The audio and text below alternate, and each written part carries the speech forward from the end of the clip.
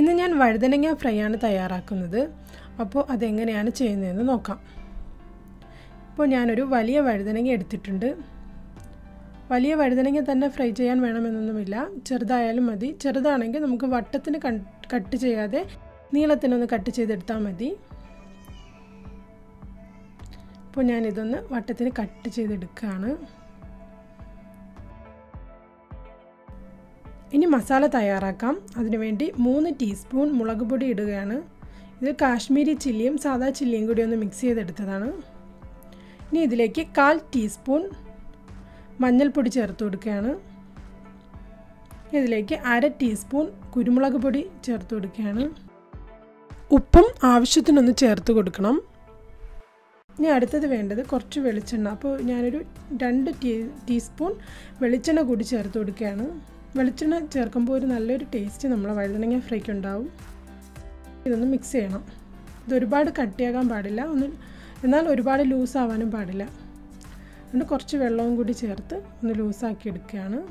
കോൺഫ്ലോറോ അരിപ്പൊടിയോ ഒന്നും ചേർക്കുന്നില്ല, അതുപോലെ ഗരം മസാലയും ചേർക്കുന്നില്ല.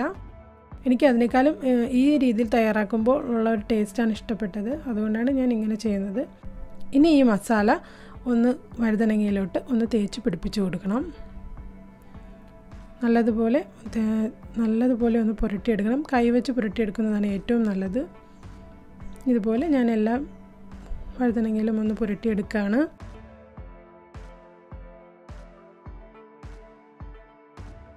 ഇനി ഇതൊരു 20 മിനിറ്റ് ഞാനൊന്ന് റെസ്റ്റ് ചെയ്യാൻ വയ്ക്കുകയാണ്. അപ്പോൾ നല്ലതുപോലെ ഉപ്പൊക്കെ പിടിച്ച് വരും.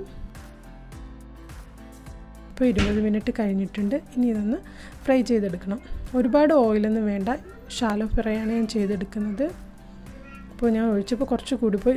ഇതിൻ്റെ ആവശ്യമില്ല, കുറച്ചൊഴിച്ചാൽ മതി. നമ്മൾ മസാല പുരട്ടുമ്പോൾ ഒരുപാട് മസാല പുരട്ടരുത്. പുരട്ടിയാൽ നമ്മൾ ഇത് എണ്ണയിലിടുന്ന സമയത്ത് അത് കരിഞ്ഞു പോകും. ഓയിലെടുക്കുമ്പോൾ നമുക്ക് ഇഷ്ടമുള്ള ഏത് ഓയിലാണെന്ന് വെച്ചാൽ അതെടുക്കാം. ഇതൊന്ന് ഫ്രൈ ചെയ്തെടുക്കുകയാണ്.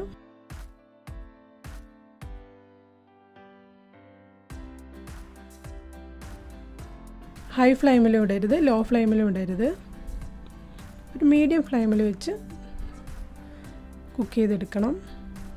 ലോ ഫ്ലെയിമിലിട്ട് അത് വേഗത്തില്ല. ഹൈ ഫ്ലെയിമിലാണെങ്കിൽ ഇത് പെട്ടെന്ന് കരിഞ്ഞു പോവുകയുള്ളൂ. അതൊന്ന് ശ്രദ്ധിക്കണം. ഒരു സൈഡ് വെന്ത് വരുമ്പോൾ അതിനൊന്ന് മറിച്ചിട്ട് കൊടുക്കണം.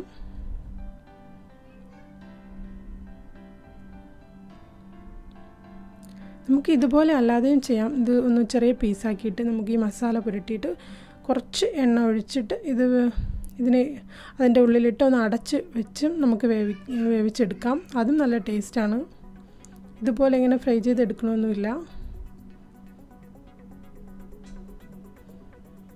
അപ്പോൾ അത് നല്ലതുപോലെ വെന്ത് വന്നിട്ടുണ്ട്. ഇപ്പോൾ നമ്മുടെ വഴുതനങ്ങ ഫ്രൈ റെഡി ആയിട്ടുണ്ട്. നിങ്ങൾക്ക് ഈ വീഡിയോ ഇഷ്ടപ്പെട്ടെങ്കിൽ ലൈക്ക് ചെയ്യുക, ഷെയർ ചെയ്യുക, സബ്സ്ക്രൈബ് ചെയ്യുക. അതുപോലെ നിങ്ങളുടെ അഭിപ്രായങ്ങൾ കമൻറ്റ് ബോക്സിൽ രേഖപ്പെടുത്തുക. Thank you.